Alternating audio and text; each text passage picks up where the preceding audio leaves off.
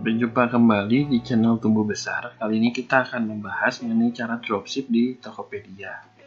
Di Tokopedia sendiri, untuk dropship hanya memperbolehkan dropship eksternal. Artinya kita tidak bisa berjualan dan membeli barang dropshipnya di Tokopedia bersamaan. Jadi kita bisa membeli barang di Tokopedia untuk dropship, tapi kita tidak bisa menjual barang tersebut di Tokopedia. Kita harus menjualnya misalnya di Bukalapak, di Shopee, di website kita atau dimanapun, pokoknya selain di Tokopedia. Jadi kalau kita sudah pajang barang kita, lalu nanti tinggal kalau ada yang beli, kita tinggal beli via Tokopedia. Nah, nanti resinya oleh pedagang tempat kita membeli akan dimasukkan nomor resinya ke Tokopedia, dan kita bisa salin itu untuk dimasukkan di tempat kita berjualan. Jika kita berjualannya juga di Tokopedia, maka resi yang tadi diinput oleh pedagang yang kita beli di Tokopedia tersebut, pada saat kita input kedua kali di Tokopedia, maka akan ditolak. Jadi itulah makanya kita tidak bisa melakukan dropship internal di Tokopedia, karena resinya tidak bisa diinput lebih dari satu kali.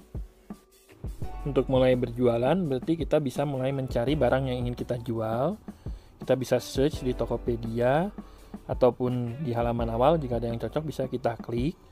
Lalu nanti kita bisa kopikan gambar itu dan deskripsinya ke tempat kita berjualan, misalnya di Bukalapak atau di Shopee. Kita jadi buka toko lain di marketplace lain untuk tempat kita menjualnya. Nah, di sini misalnya jika kita tertarik, kita bisa tanya-tanya, atau jika sudah laku barang kita bisa tanyakan ke supplier kita untuk barang ini apakah ready atau tidak. Nah, nanti itu kita bisa klik chat yang ada di sebelah kanan di situ. Nah, jika nanti kita tinggal tanyakan, nanti akan muncul chatnya, kita tinggal tanyakan apakah barang ready.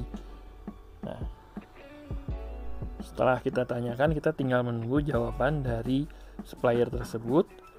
Dan jika memang buyer kita serius membeli, maka jika barang ready kita tinggal melakukan pembelian. Kita bisa menginput beberapa produk dari berbagai.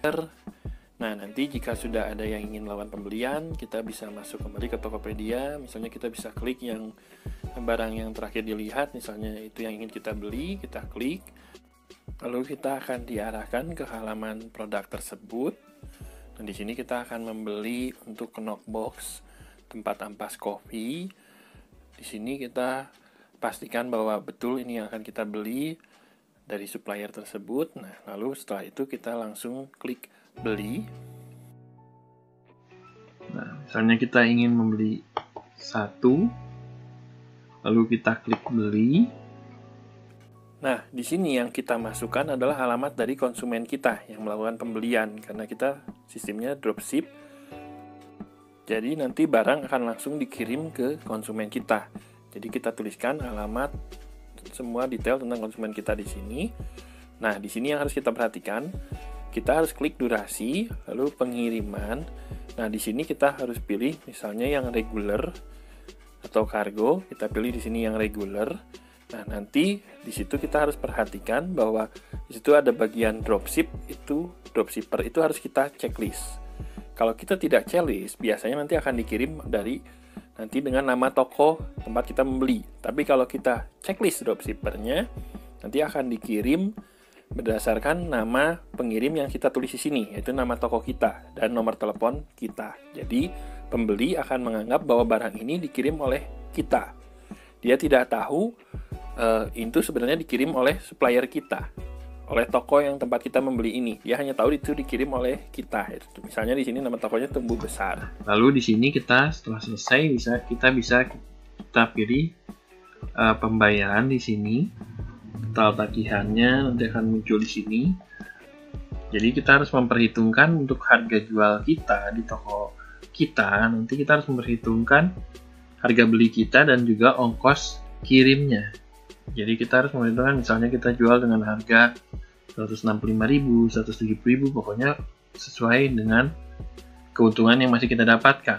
Untungnya kalau dropship itu kita tidak harus stok barang, tidak harus packing barang, Pokoknya kita tahu beres dan nanti konsumen menerima barang langsung dari toko yang kita beli ini. Nah, di sini nanti kita bisa pilih pengen bayar pakai apa, lalu nanti kita tinggal klik lanjutkan. Nah, misalnya kita bisa pilih, misalnya ingin menggunakan BCA Virtual Account, kita lanjutkan. Nah,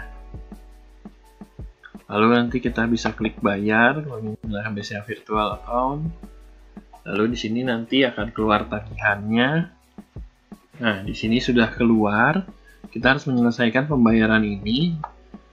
Bisa melalui ATM, di sini bisa melalui MBCA, Internet Banking, kantor bank BCA. Jadi nanti kita tinggal berpatokan pada nomor virtual account ini. Nah, nanti setelah kita bayar, kita tinggal menunggu proses dari seller. Setelah seller memprosesnya dan memasukkan nomor resi, kita tinggal menginput nomor resi dari seller tersebut ke tempat kita berjualan, misalnya di Bukalapak, Shopee, ataupun tempat lainnya. Dan demikianlah untuk proses berbelanja di Tokopedia sebagai dropshipper. Demikianlah untuk video kali ini. Semoga bermanfaat. Terima kasih telah menyaksikan video ini.